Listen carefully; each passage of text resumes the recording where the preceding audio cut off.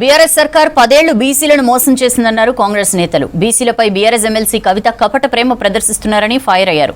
ప్రభుత్వం తప్పు చేస్తే ప్రధాన ప్రతిపక్షంగా ప్రశ్నించాలని, రాజకీయం చేయడం ఏంటని ప్రశ్నించారు. రేపో మాపో కల్వకుంట్ల కుటుంబం మొత్తం జైల్లో ఊచలు లెక్కపెట్టనుందన్నారు కాంగ్రెస్ నేతలు.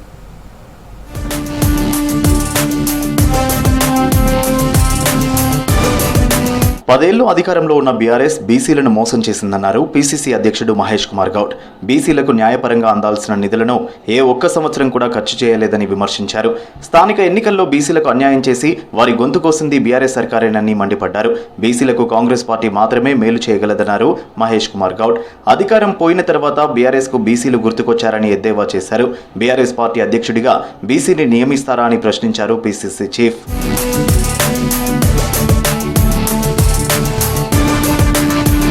లిక్కర్ స్కామ్లో అంటిన మరకను తొలగించుకునేందుకు బీఆర్ఎస్ ఎమ్మెల్సీ కవిత ప్రయత్నిస్తున్నారని చెప్పారు మహేష్ కుమార్ గౌడ్. పార్టీలో ప్రాధాన్యం తగ్గడంతో ఉనికి కోసం ఆమె బీసీల పేరుతో కపట నాటకం మొదలుపెట్టారని విమర్శించారు. తాను వేసిన 15 ప్రశ్నలకు సమాధానం చెప్పాకే కవిత బీసీల కోసం ధర్నా చేయాలని డిమాండ్ చేశారు మహేష్ కుమార్ గౌడ్. అల్లు అర్జున్ అరెస్టుతో Revanth Reddy pan India CM అయ్యారన్నారు MP Chamala Kiran Kumar Reddy. RRR alignment మార్చి రైతులను మోసం చేయాలని బీఆర్ఎస్ ప్లాన్ చేసిందని గాంధీ భవన్లో జరిగిన మీడియా చిట్చాట్లో ఆరోపించారు. కేటీఆర్ మాట్లాడుతున్న తీరు చూస్తే భయం వెంటాడుతోందని స్పష్టంగా తెలుస్తోందన్నారు. ప్రభుత్వం తప్పు చేస్తే ప్రతిపక్షం హెచ్చరించాలన్నారు. అంతేకాని కేవలం రాజకీయం కోసం మాట్లాడడం సరికాదన్నారు. బీఆర్ఎస్ నేతలు ప్రభుత్వంపై అసత్య ప్రచారం చేస్తున్నారని ఫైరయ్యారు. కేటీఆర్ తప్పు చేస్తే ఖచ్చితంగా జైలుకు వెళ్లాల్సి వస్తోందన్నారు ఎంపీ చామల.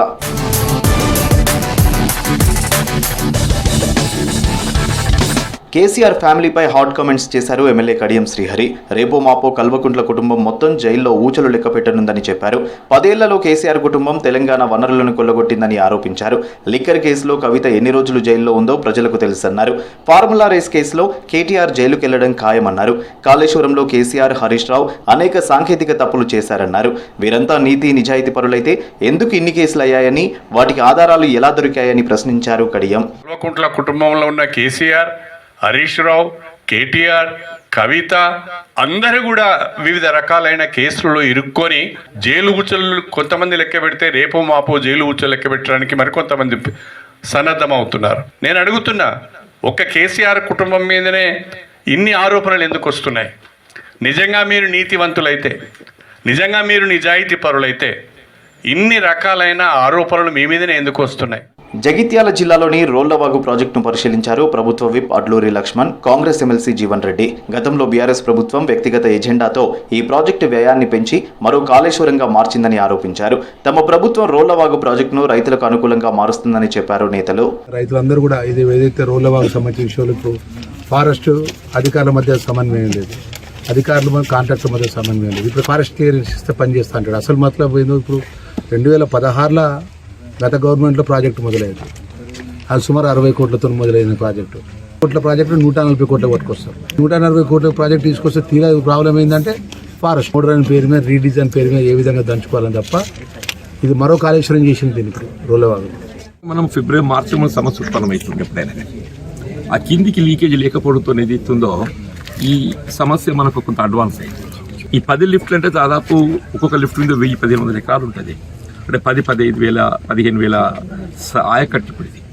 ఇటు మన బీర్పూర్ మండలం కానీ, పైన బోర్నపల్లి కూడా ఒకటి ఉన్నది, కింద ధర్మపురి మండలానికి సంబంధించి కానీ నీరు విడుదల చింతగలిగినా కానీ ఈ పంట కాపాడుకోగలుగుతుంది.